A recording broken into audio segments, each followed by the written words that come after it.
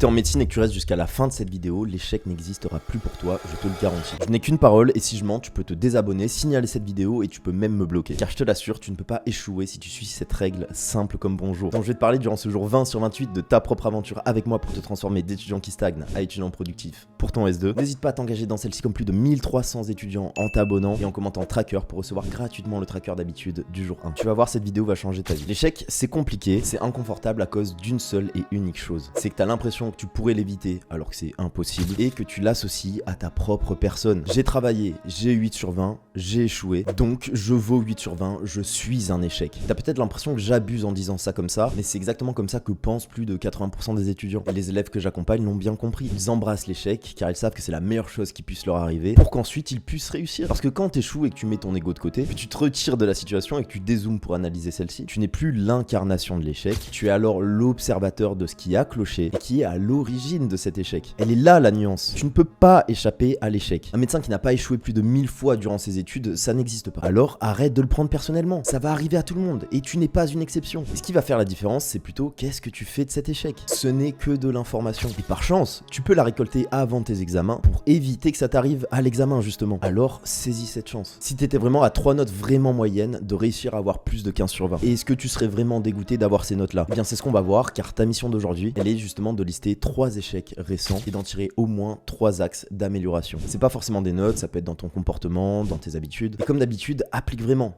Ou bien reste à moins de 15, ça c'est toi qui vois. Et si t'es abonné, je te dis à demain sur le dernier jour de la partie discipline. Et celui-là, il va piquer parce qu'on va parler de ton cercle social. ボンヌセントバレンティンで LA パートリュモンテア ET でここキツキツ